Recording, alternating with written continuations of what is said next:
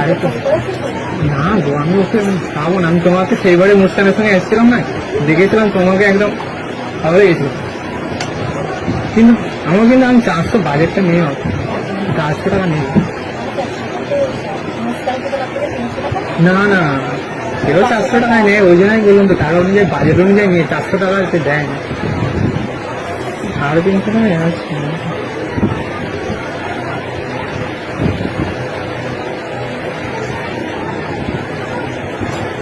চেল্লাচিল্লি হবে নাকি?